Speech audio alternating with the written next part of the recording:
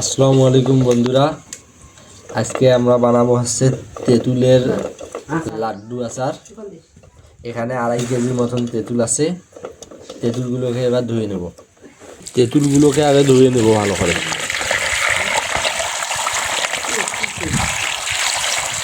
তেঁতুলগুলোকে ভালো করে ধুয়ে সিদ্ধ করে নেব। তেঁতুলগুলো কড়াই দিয়ে আর সিদ্ধ করে নেব।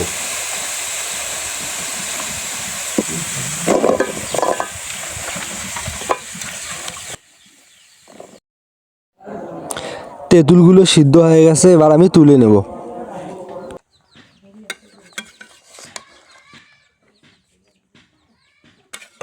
এবার তেঁতুল থেকে খোসাটা ছাড়িয়ে নেব।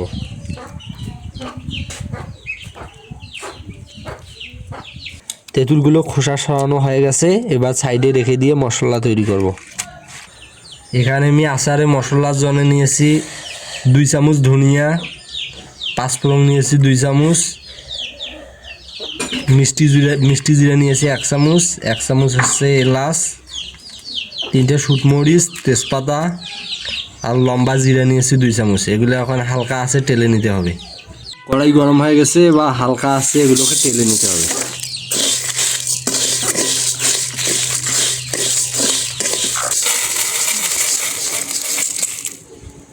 আচারে আমি সরিষা বাটা ব্যবহার করব, এই জন্য সরিষাগুলো আগে ভেজিয়ে নেব। এখানে আমি আচারের জন্য আদা নিয়েছি এতগুলো, রসুন 4টে, এগুলো ভালো করে ছিলে নেব।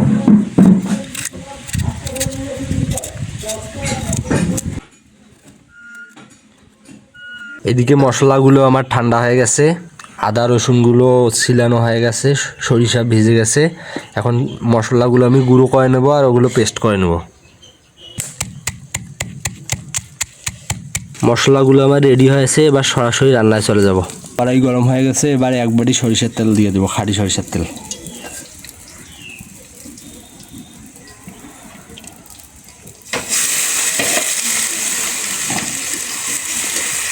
তেল গরম হয়ে গেছে, এবার আমি দেব রসুন বাটা এবং আদা বাটা।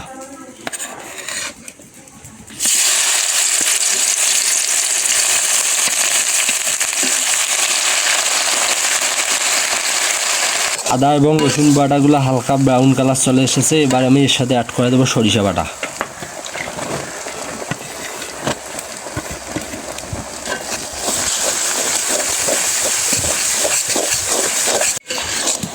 আদা রসুন সরিষা ভাজা হয়ে গেছে, এবার আমি এর সাথে অ্যাড করে দেবো গুড়।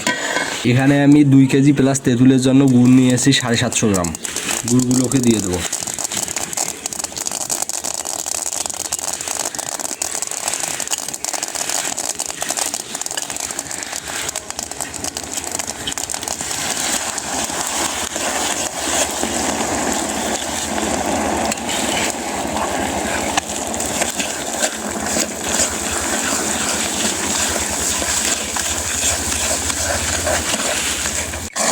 গুড়ের সাথে মশলাগুলো ভালো করে জাল করে নেব। এবার আমি এখানে তেঁতুলগুলো দিয়ে দেব।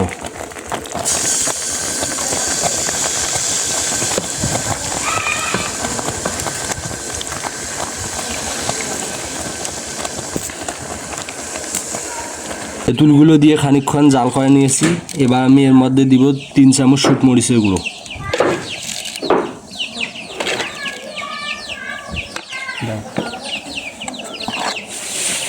হলুদ দিব 1 চা চামচ,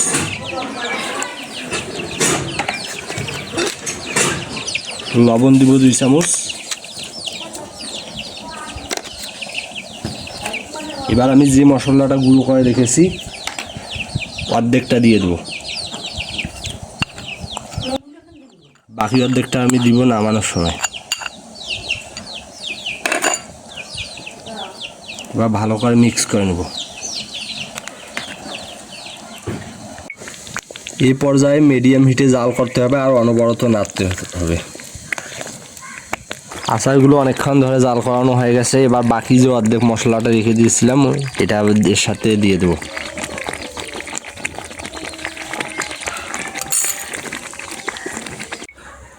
প্রায় 2 ঘন্টা আমি এটাকে জাল করেছি লো আছে।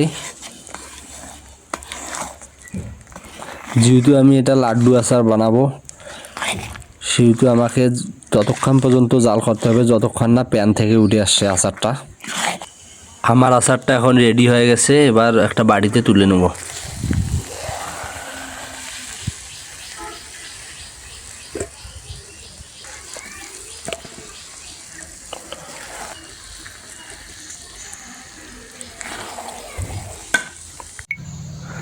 আমার আচারটা পুরোপুরি ঠান্ডা হয়ে গেছে, এবার একটু করে নিব আর লাড্ডুর শেপ দিয়ে দেবো।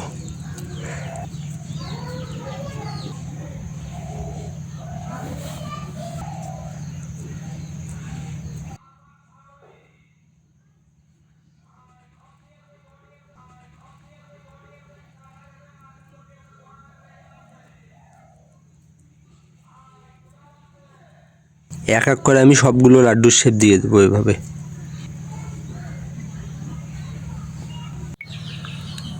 বন্ধুরা, আমার লাড্ডুর আচার তৈরি হয়ে গেল। আচারটা আসলেই অনেক টেস্টি, অবশ্যই আপনারা বাসায় একবার ট্রাই করবেন। কাঁচা তেঁতুলের যে লাড্ডু আচার তৈরির যে প্রসেসিংটা, ভিডিওটা ভালো লেগে থাকলে অবশ্যই পরবর্তী ভিডিওর জন্য অপেক্ষা করবেন। ধন্যবাদ।